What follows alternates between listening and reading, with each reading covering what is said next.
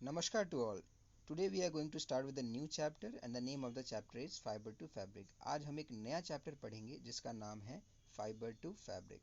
तो इस चैप्टर में हम देखेंगे कि किस तरीके से किसी भी फैब्रिक को, फैब्रिक का मतलब होता है कपड़ा और फाइबर का मतलब होता है रॉ मटेरियल, ठीक है, जिस रॉ मटेरियल से हम कपड़े को बनाने वाले हैं। तो इस चैप्टर में देखेंगे कि किस तरीके से हम फैब्रिक को तैयार करते हैं with the help of fibre, और इसीलिए चैप्टर का नाम है फाइबर टू फैब्रिक, यानी फैब्रिक को बनाने के लिए हम फाइबर का इस्तेमाल कैसे करते हैं, ठीक है।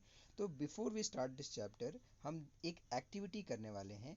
इस एक्टिविटी में हमें क्या करना है कि मार्केट जाके किसी भी एक क्लोथ शॉप में जाना है। उस क्लोथ शॉप में जाने के बाद अगर हम उसमें एंट्री करेंगे तो एंट्री करने के बाद वहाँ पर हम देखेंगे कि different different types of clothes हमें देखने को मिलेगा। जैसे कि वहाँ पर हमें बेडशीट्स देखने को मिल सकता है, ब्लैंकेट्स देखने को मिल सकता है, उसी तरीके से हमें कर्टन्स देखने को मिल सकता है। ब्लैंकेट्स का यहाँ पर मतलब होता है चादर, और बेडशीट्स का मतलब होता है जो भी हम अपने बेड पे जो कपड़ा यूज़ करते हैं बिछाने के लिए, that is known as bedsheets. उसी तरीके से कर्टन्स, कर्टन्स का मतलब होता है जो भी हम पर्दे, खिड़कियों के पर्दे यूज़ करते हैं उनको हम कर्टन्स कहते हैं। उसी तरीके से टेबल क्लोथ्स। तो ये different different types of clothes है जो हमें किसी भी क्लोथ शॉप में देखने के लिए मिल सकता है। टॉवल्स, डस्टर्स, ये सभी के सभी डिफरेंट टाइप्स ऑफ क्लोथ्स हैं। तो अगर हम इन क्लोथ्स को ध्यान से ऑब्जर्व करें तो ऑब्जर्व करने के बाद हम देखेंगे कि कुछ कपड़े जो होंगे वो कॉटन के बने होंगे, कुछ कपड़े जो होंगे वो वूल के बने होंगे। जैसे आपके जो स्वेटर्स होते हैं वो जनरली वूल से बने होते हैं। क्यों? क्योंकि ठंडी में वो हमें विंटर में बेसिकली वूल का इस्तेमाल किया जाता है क्योंकि वो हमें ठंडी से बचाता है। उसी तरीके से गर्मियों के दिनों में हम कॉटन क्लोथ्स यूज़ करते हैं, और अगर हमें कहीं जाना है तो हम लोग सिल्क क्लोथ भी यूज़ कर सकते हैं बिकॉज वो थोड़ा सा फैशनेबल होता है।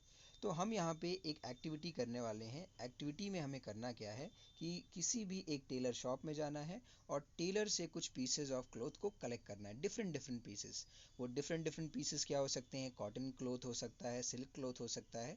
तो जब भी कोई टेलर कपड़ों को कट करता है तो जो भी पीसेस बच जाते हैं आप उन पीसेस को कलेक्ट कीजिए, और उन पीसेस को कलेक्ट करने के बाद एक दूसरी एक्टिविटी आपको करनी है। उस एक्टिविटी में क्या करना है कि जो भी आपने क्लोथ को ऑब्टेन किया है या जो भी कलेक्ट किया है आपने क्लोथ को, उस क्लोथ को धीरे धीरे क्या कीजिए, अपने उसके टिप से एक एक थ्रेड को बाहर निकालिए। तो आप जैसे जैसे उस थ्रेड को बाहर निकालते जाएंगे जो आपका कपड़ा होगा वो धीरे धीरे ख़त्म होते जाएगा। दैट मीन्स कि ये जो आपका थ्रेड है, इसी थ्रेड से जो है हमारा कॉटन जो भी कपड़ा है वो कपड़ा इसी थ्रेड से बना हुआ होता है।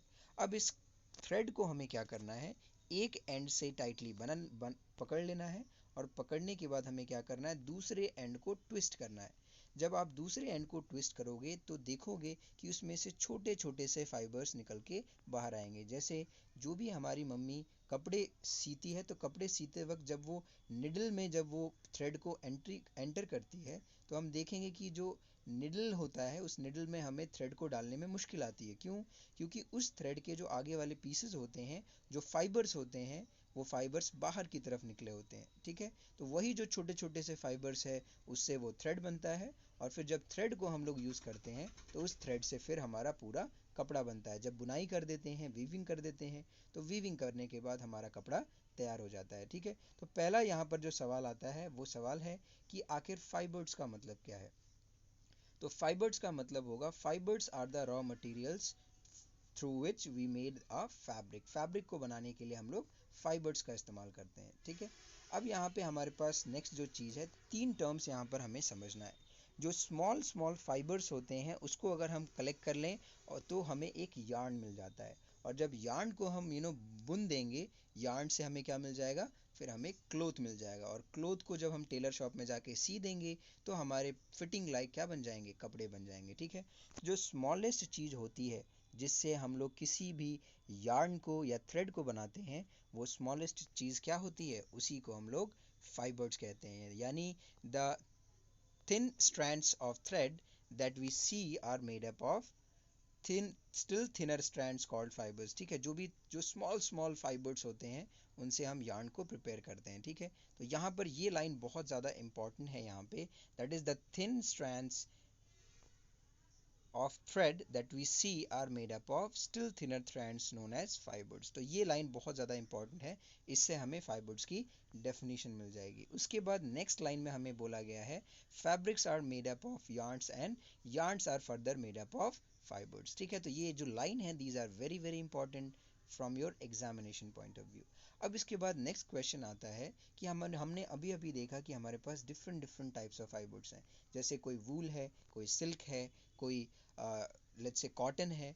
तो यहाँ पर हमारे पास फाइबर्स को हम दो पर्टिकुलर कैटेगरीज में डिवाइड कर सकते हैं या क्लासिफाई कर सकते हैं। तो जो पहला कैटेगरी होता है उसे हम कहते हैं नेचुरल फाइबर्स। नेचुरल फाइबर्स का मतलब होता है वो फाइबर्स जो हमें नेचर से मिलते हैं, जैसे कि कॉटन प्लांट से हमें क्या मिल जाएगा, तो हमें कॉटन मिल जाएगा। जूट प्लांट से हमें क्या मिल जाएगा, जूट मिल जाएगा। उसी तरीके से वूल और जो सिल्क है ये भी हमें क्या मिल जाएगा, एनिमल से मिल जाएगा। तो बेसिकली कॉटन और जो जूट है अपने पास वो प्लांट से मिलता है, ये दोनों हमें मिल जाएगा प्लांट्स से। और जो दूसरा है, ये जो अपने पास वूल है और सिल्क है, ये हमें एनिमल से मिलता है। जैसे कि जो वूल है वो हमें शीप, कैमल, याक के हेयर से मिलता है, और जो सिल्क है वो सिल्क वॉर्म के कोकून से मिलता है। ओके, तो natural fibres are those fibres which are obtain from the nature, जो हमें नेचर से मिलता है। या यूं कहें कि द फाइबर्स या fibres which are obtain from the plants and animals, जो भी फाइबर्स हमें प्लांट्स और एनिमल्स से मिलते हैं उन्हीं को हम लोग नेचुरल फाइबर्स कहते हैं। अब इसके बाद नेक्स्ट जो टाइप ऑफ फाइबर आता है उसे हम कहते हैं सिंथेटिक फाइबर। तो सिंथेटिक फाइबर में क्या होता है, वो फाइबर्स जिन्हें हम फैक्ट्रीज में बनाते हैं उन्हें हम कहते हैं सिंथेटिक फाइबर। जैसे जो भी पॉलिस्टर का कपड़ा आता है, या नायलॉन की जो रस्सी आती है, या एक्रेलिक जो होता है, ये सारे के सारे कैसे फाइबर्स हैं, सिंथेटिक फाइबर्स हैं। क्या, क्यों, क्योंकि इन्हें हम ऑब्टेन नहीं कर सकते। तो यहाँ पर ये लाइन बहुत ज़्यादा इंपॉर्टेंट है, जहाँ साफ साफ लिखा हुआ है that fibers which cannot be obtained, that is which are not obtained from plants and animal sources, और इन्हीं को क्या कहा जाता है, सिंथेटिक फाइबर्स कहा जाता है। क्यों, क्योंकि इन्हें हम फैक्ट्रीज में बनाते हैं with the help of manufacturing processes. ठीक है, तो यहाँ पर हमने सीखा कि फाइबर क्या होता है, फाइबर से फैब्रिक को कैसे बनाया जाता है, और उस तरीके से किस तरीके से हम फाइबर्स को क्लासिफाई कर सकते हैं into two parts. First part is natural fibre and the second part is synthetic fibre. Natural fibres का मतलब हो जाएगा the fibres which are obtain from plants and animals, और जो अपने पास सिंथेटिक फाइबर हो जाएगा वो हो जाएगा the fibres which are not obtain from plants और एनिमल्स, या फिर हम ये भी कह सकते हैं कि which are made in factories. ठीक है, so this is it for today. आज के लिए इतना ही, और नेक्स्ट क्लास में हम लोग इससे आगे कंटिन्यू करेंगे। ओके, सो